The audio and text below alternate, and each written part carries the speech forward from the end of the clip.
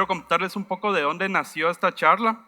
Hace unas pocas semanas estaba participando en un evento en Paraguay. Me reuní con sobre todo micro y pequeñas empresas y la idea del evento era obviamente ir a hablar de inteligencia artificial, de tecnología.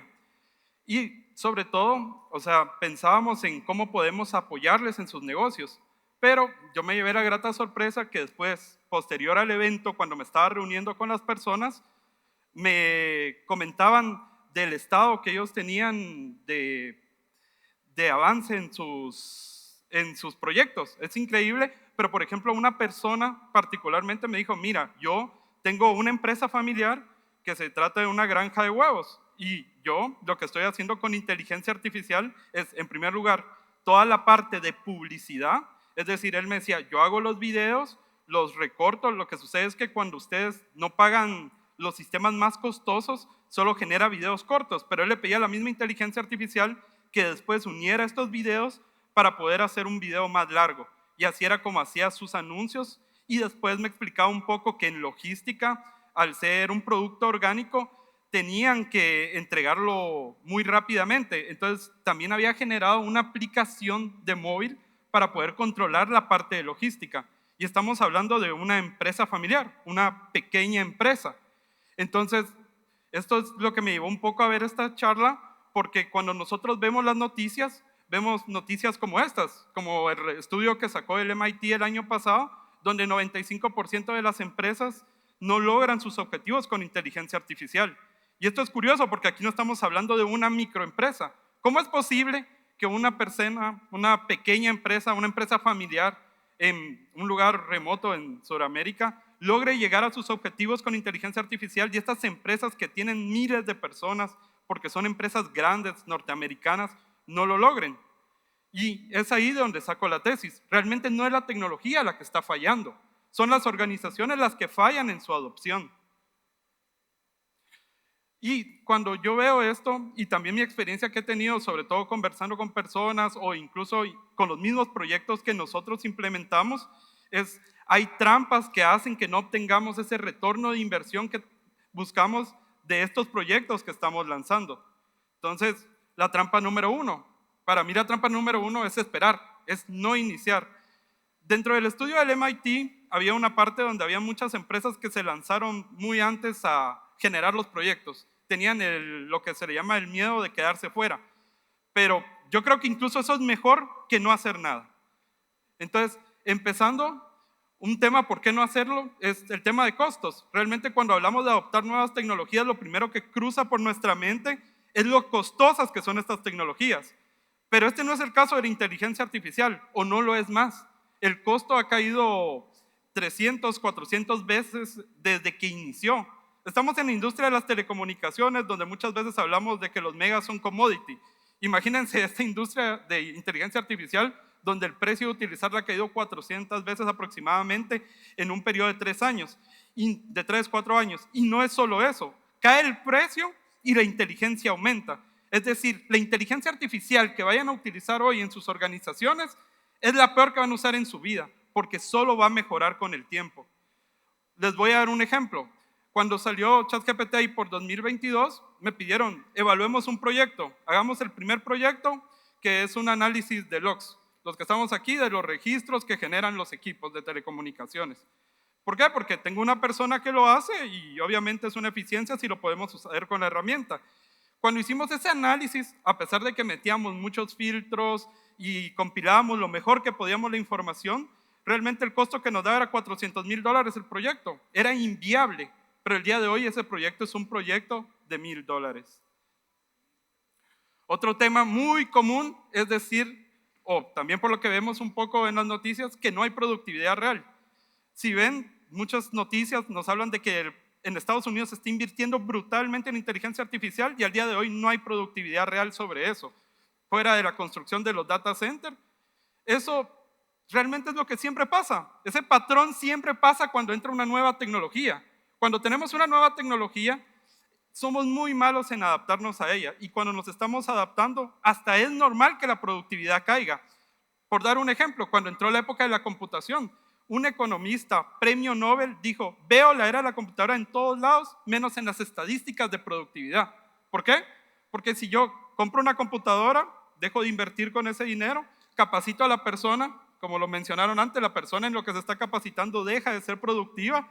¿Y para qué? Para reemplazar la máquina de escribir, donde la persona escribía, generaba un documento y lo archivaba después físicamente. Ahora tiene una computadora que tarda en encender, que consume más energía eléctrica, que imprime el documento y que lo guarda. Hacen el mismo proceso con la nueva tecnología, lo cual no es eficiente. Otro tema es el momento. Muchos a veces sienten que están fuera del momento correcto. Puede ser que vayamos tarde, no lo sé, pero les soy honesto, si no iniciamos, nunca va a iniciar ese momento. Yo participo muchas veces, casi todos los años, en el Metro Ethernet Forum, el cual ya ha sido renombrado por el cambio de tecnologías que ahora abarca.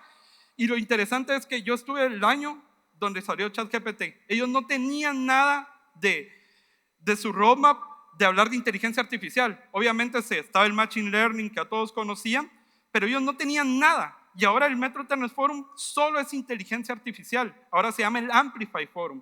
Y estamos hablando de una de las organizaciones más grandes de telecomunicaciones que hay. O sea, yo a veces siento que el evento se ha vuelto pequeño, pero al final cuando uno asiste se da cuenta, está AT&T, Verizon, están estas mega empresas que no lo vieron venir, pero se están adaptando ya a eso, y eso es lo que tenemos que hacer nosotros. El tema de seguridad. En el foro anterior, o el panel que estaba, disculpen, escuchamos mucho de seguridad y la seguridad es sobre todo crítica, pero hoy también la inteligencia artificial se ha democratizado, porque al día de hoy, si nosotros queremos, no tenemos que depender de un tercero, podemos ejecutar modelos abiertos que han salido al mercado localmente dentro de nuestras computadoras o dentro de nuestros data centers, por lo cual el tema de seguridad, de darle nuestra información a un tercero, ya no es tan crítico como al inicio de esta tecnología. Otra cosa muy importante para mí, una trampa que caemos mucho es en escuchar el ruido de las noticias que hay alrededor. La IA, en primer lugar, no impacta igual todas las industrias. Hay que ser honestos, la IA nos sirve a nosotros, sobre todo en la industria tecnológica, pero lo que es la industria física, es decir, todo lo que son los átomos, mover cosas, o sea, si mi empresa es de paquetería, no va a tener el mismo impacto que una empresa que es 100% de software. Sin embargo, sí hay impacto. Si bien no impacta a todas las industrias por igual, sí hay impacto medible. Sobre todo en este análisis, o sea, lo que se presenta es que el sector público no es un buen lugar. ¿Por qué? Porque no va a impactar con ROI, pero sí existe un impacto. Entonces es importante que tengamos en cuenta que lo que podemos esperar depende mucho de nuestro sector y también de las expectativas que tenemos. Otro tema, escuchamos mucho de IA con el vector de eficiencia, es decir, automatizar algo, ya saben, para reemplazar una persona. Ese no es el único vector que hay. Nosotros sin duda es uno y el más común que vamos a ver, que es cómo nos volvemos más eficientes, cómo reducimos el equipo de trabajo, pero también está el vector de conseguir nuevos conocimientos, es decir, de ayudarnos en la inteligencia artificial para desarrollar nuevos productos, para probar cosas que antes no podíamos y que podemos hacer ahora con ella. Les voy a dar el ejemplo. Existe Klarna, que es una empresa, una fintech que inició, creería que muy rápido, con un despido masivo de personas para reemplazarlos por IA.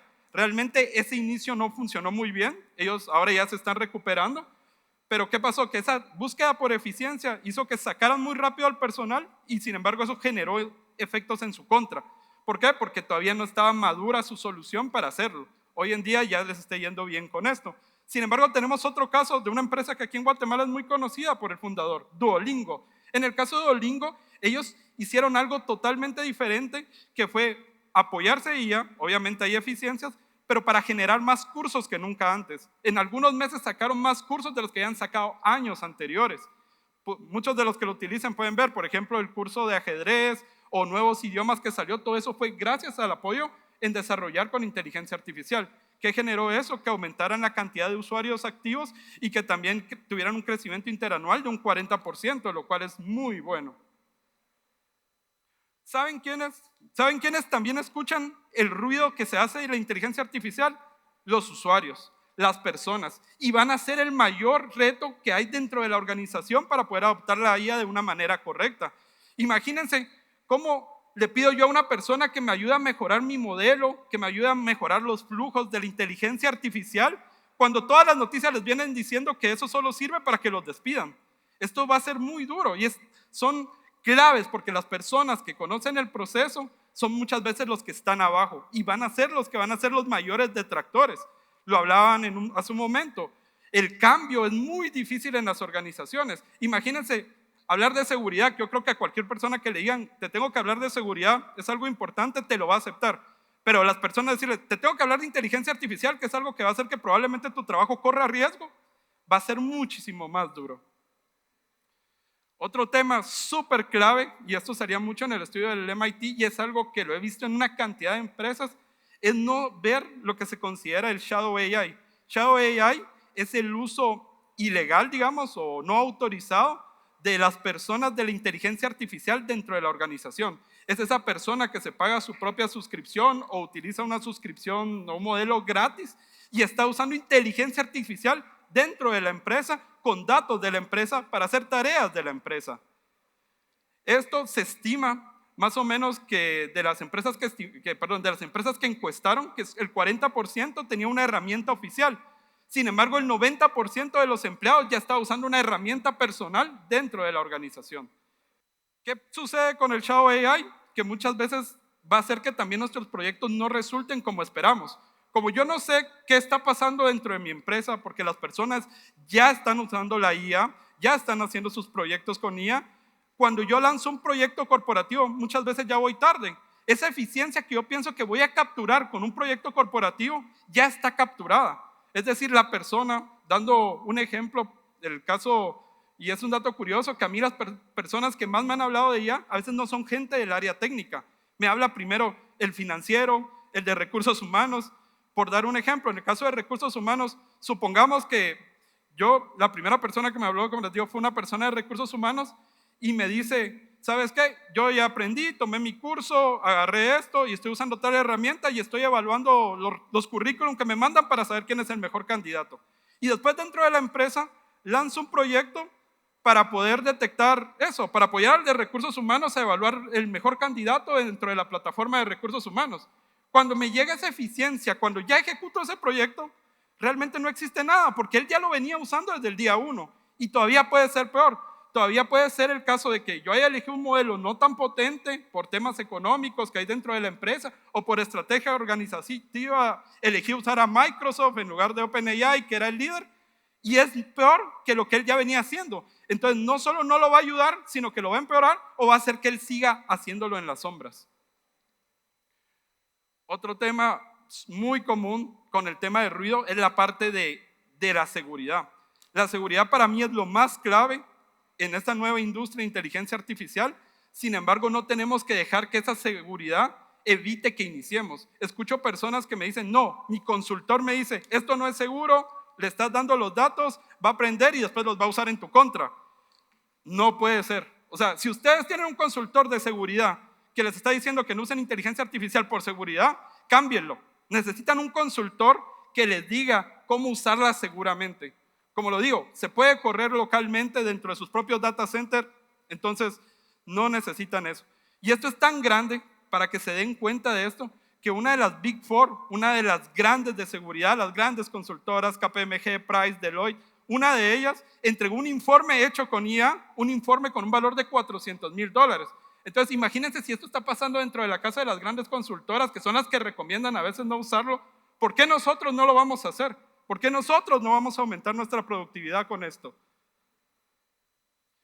El tema de educar a las personas, como les digo, el Shadow AI es muy grande, pero si va a existir, al menos demos la educación a las personas. Las personas que están abajo son las que conocen los procesos, son las que después nos van a ayudar a tener la mejor implementación posible, y hay pequeñas cosas que lo pueden hacer clave. Si ellos ya lo están usando, hay algo tan sencillo como enseñarles, hay una opción que si desactivas en ChatGPT, ya no va a usar tu información para entrenar el modelo. Después, si la empresa lo respeta o no es otro tema, pero por lo menos yo ya le estoy dando la orden de que no la usen. O si lo usan en sesiones temporales, que en teoría por privacidad no se guardan o cosas así, tan solo con enseñarle esto a las personas, nosotros ya podemos empezar a obtener temas de seguridad y que este Shadow AI no sea tan dañino como es realmente. Otra cosa, como les explicaba, en el caso de la impresora, de imprimo un documento y lo guardo en un archivo físicamente, estoy usando un proceso que fue creado para la máquina de escribir, no para la computadora. Y lo mismo nos pasa dentro de la inteligencia artificial. Queremos agarrar el mismo proceso que fue hecho para humanos y simplemente trasladarlo a usarlo con inteligencia artificial. Si el proceso está mal o estaba mal, va a seguir estando mal. Muchas veces el proceso con humanos no es que esté mal porque lo hagan humanos, es que se adecuó a lo que podía hacer el humano. ¿Qué pasa? Que con inteligencia artificial puede ser que ya no tengamos esos límites. Entonces tenemos que cambiar ese mindset de esto se hacía así, se va a seguir haciendo así, solo que con otra herramienta. De las empresas que tienen éxito, comúnmente son las que realmente piensan en cambiar su proceso. Si el proceso ya viene mal, no hay forma de que poner inteligencia artificial lo vaya a arreglar. Esto es muy común, o hay muchos memes o chistes respecto a esto. Si el proyecto era malo, ponerle inteligencia artificial solo lo va a hacer malo con inteligencia artificial. Esto es otro dato muy común. Si ustedes tienen malos datos, y lo cual según las encuestas que hay, la mayoría creen, darle esos malos datos a la inteligencia artificial no va a hacer que maravillosamente funcione mejor. Realmente va a hacer que nos dé respuestas malas. La inteligencia artificial puede ser muy buena en analizar esa data.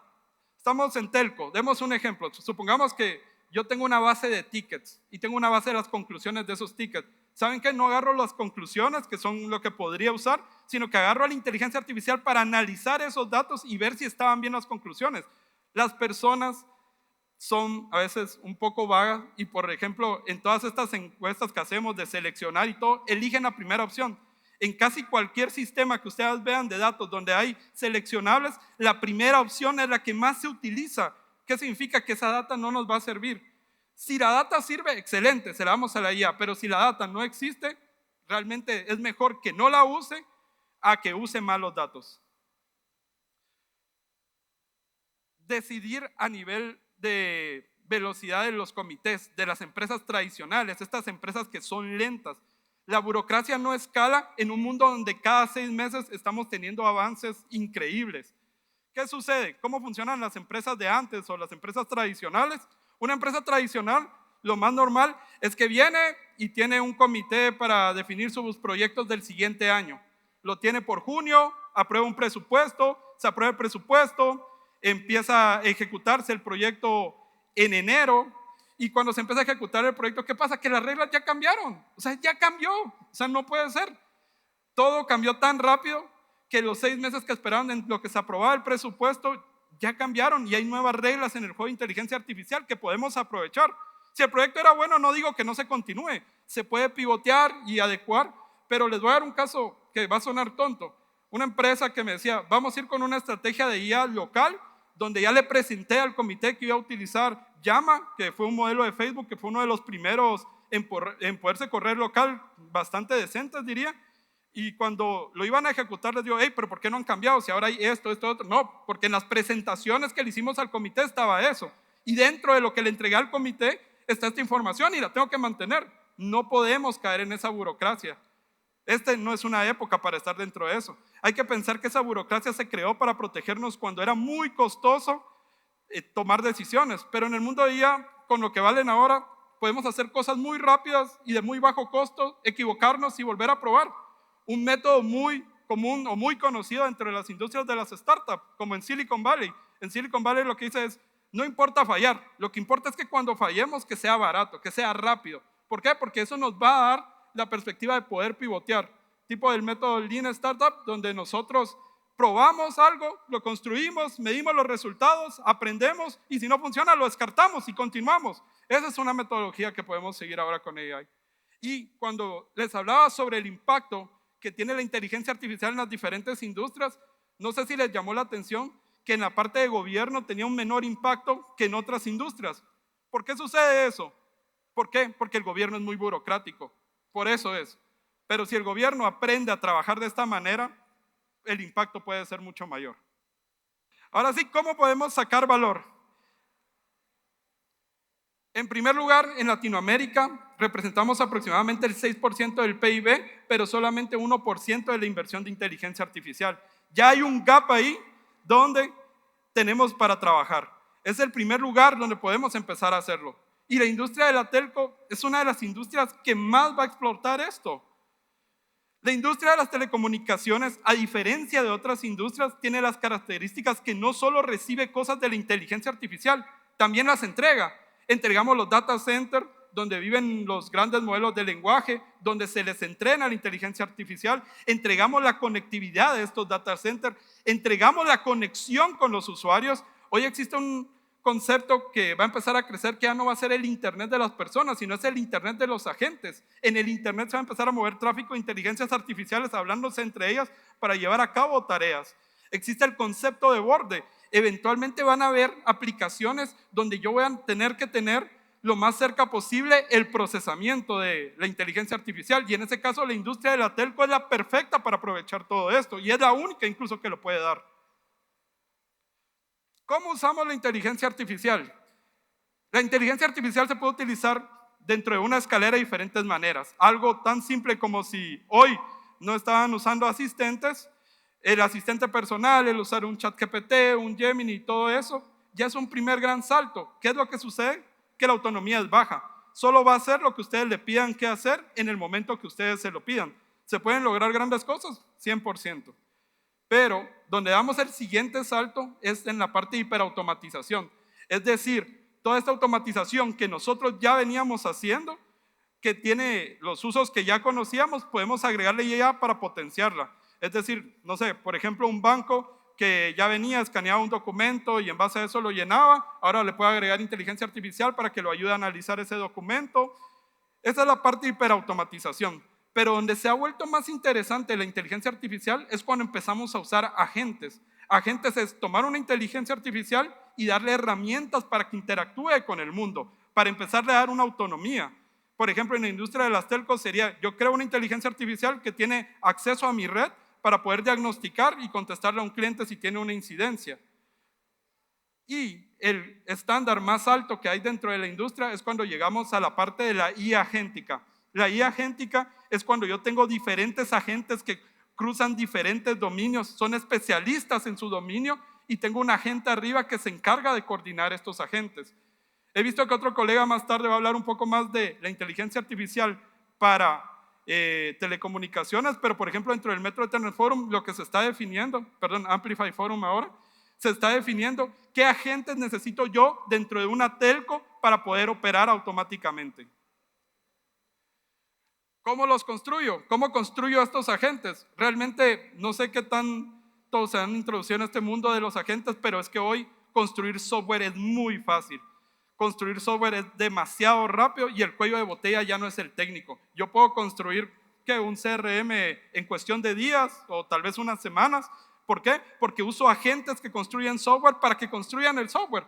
Entonces es muy económico. Ya el cuello de botella en sí no es la parte técnica, sino es saber qué problema quiero resolver primero.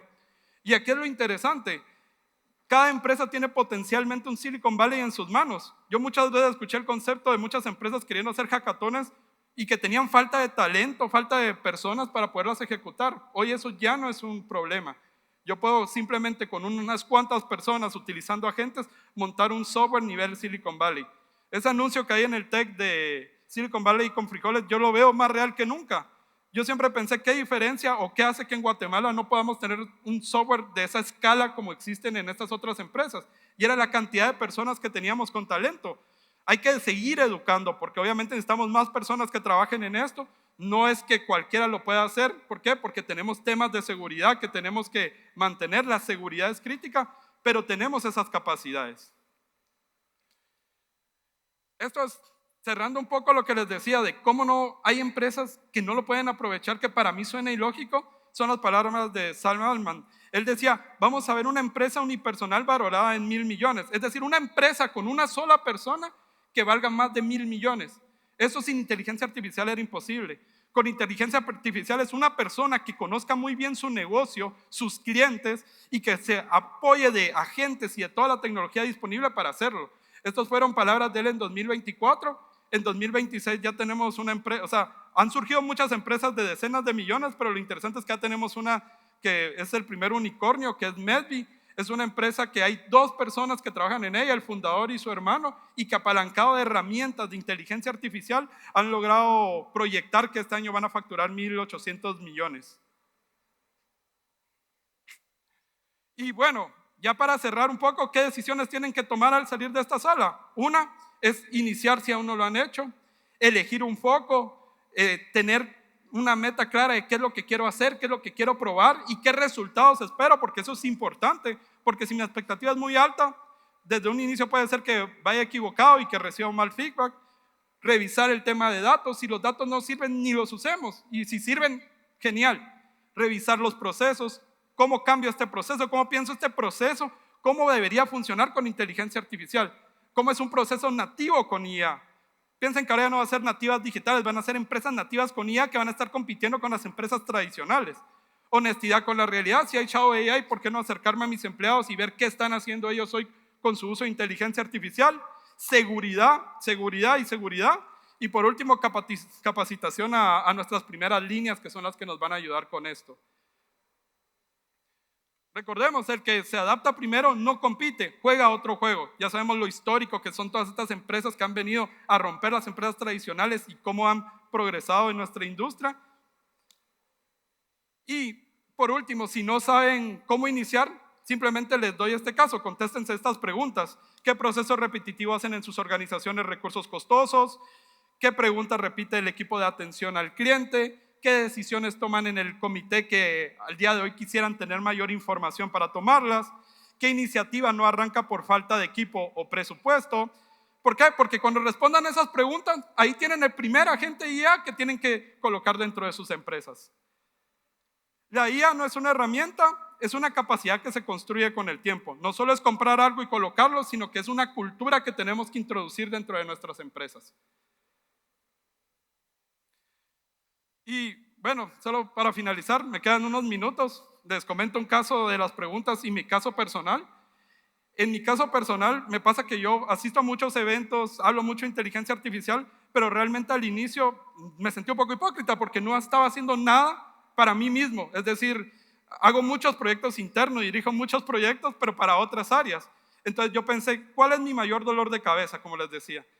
Yo, como alguien del área técnica que subió a la parte de dirección, me encanta la parte técnica, no saben, lo amo la tecnología. Para mí, ir a Silicon Valley y hacer una prueba de concepto es lo mejor que hay, no hay duda. O sea, pero eso es menos del 1% de mi tiempo. La mayoría de mi tiempo es hacer presentaciones de PowerPoint y preguntarle cómo vas a mi equipo, que imagino que muchos lo compartirán.